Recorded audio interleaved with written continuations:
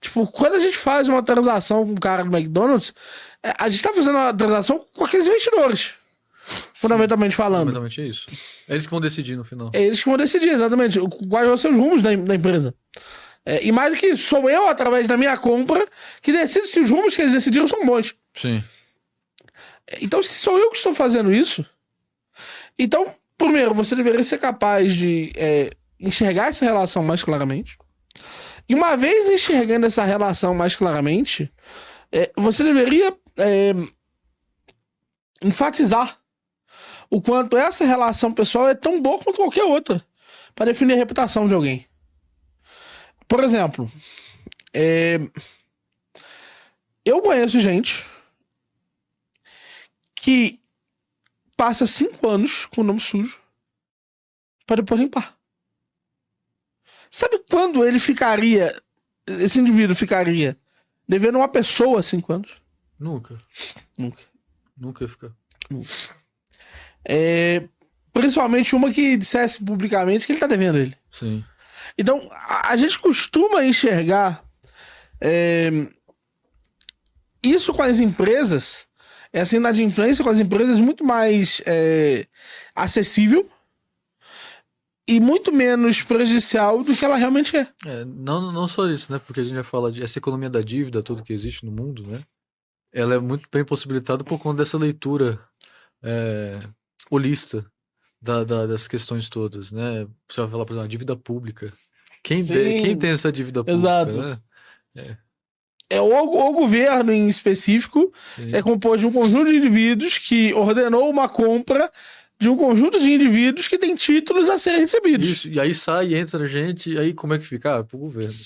Então o cara herda essa dívida. Mas veja, existem pessoas a serem responsabilizadas. Sim. Pessoas em que, numa sociedade de transição, poderiam, inclusive, ser presas. Pode. Sim. É só parar pra pensar. O Milei, por exemplo. O Milei tem vontade de prender a Kirchner. Sim. Por quê? Porque ele vê ela como responsável. Sim. Porque ela aumentou e muito a dívida pública, a inflação, as questões. Exatamente. Concordo que a dívida pública entra nessa questão, eu digo mais. Mais do que só a dívida pública. Tem um esforço generalizado em torno de problemas sociais como um todo. Então, por exemplo, a criminalidade. De quem é culpa a criminalidade? Ninguém. Ninguém, em específico ninguém. Só pode analisar isso em termos de pessoas que... ou conjunto. Aí você vai analisar esse conjunto em termos de propriedades comuns e não em termos de uma propriedade dependente. Mas veja, eu tô sendo mais direto que isso. A criminalidade de um local, ela é diferente da criminalidade de outro. Sim. Quando a gente fala que São Paulo tem uma criminalidade alta, o que a gente tá querendo dizer? A gente tá se referindo àquela região ali e há um número muito grande ali de pessoas que cometem crime. Mas tá se referindo ao Itaim Bibi? Não tá. Não é? Não tá. O Itaim Bibi acho que não tem. Não tem. Entendeu? Sim. Então, existe uma certa noção de que fala-se da alta criminalidade de São Paulo, mas são algumas regiões que sofrem com essa alta criminalidade. Por quê? Sim. O centro, Itaquera. E aí você começa a conseguir repensar, não, mas calma aí, o que tem neles? O que tem no Itaim Bibi que não tem neles? De certa forma, o arranjo, né? São Paulo é, querendo ou não, arranjo arbitrário. Tipo, você trata ali em termos de uma denominação que você deu à coisa, aquele conjunto todo ali de bairros. Mas eles são muito diferentes entre si. Exatamente, são muito diferentes.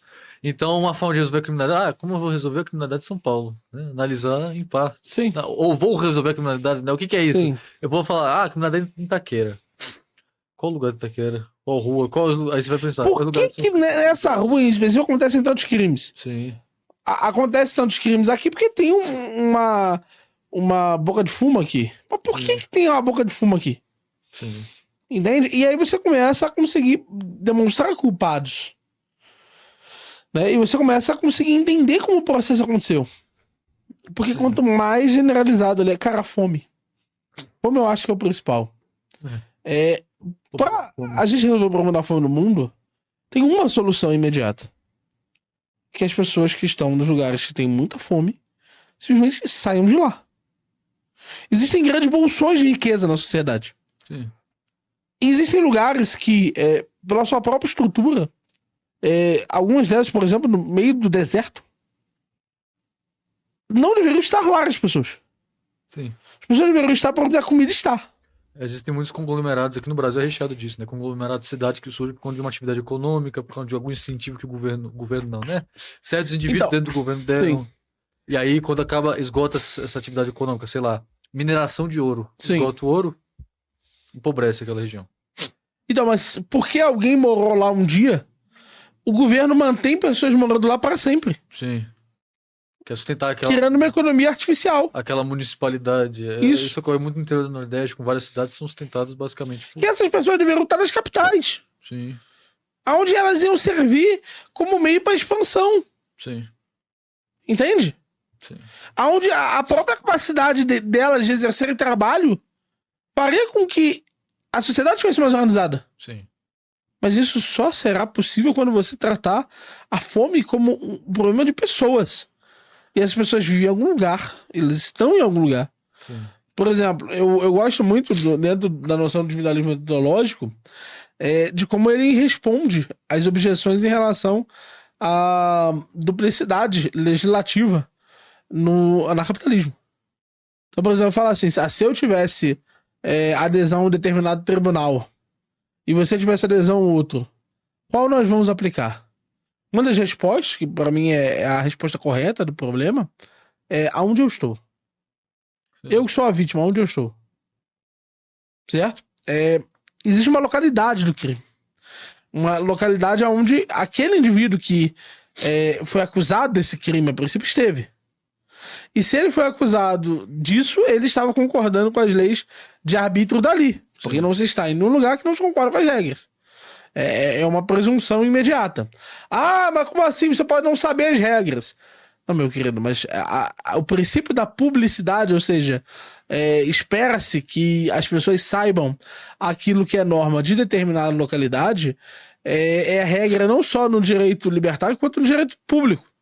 Porque se você trabalhar com a noção que as pessoas não sabem quais são as regras, você não estabelece direito nenhum. E como se isso fosse um elemento determinante na culpabilidade de um crime. Sim. Mas o que importa para você saber como você vai julgar? Todo crime tem um local. Sim. E é esse local que determina as regras. Certo? Quando foi que a vítima concordou com o tribunal dali? Quando ela entrou lá. Sim. Entende? Ah, mas ela foi levada desse local para outro. Não, o local do crime é ali. Mesmo que ele tenha se consumado em outro lugar, ele iniciou-se com um sequestro, por exemplo. Entende? Uhum.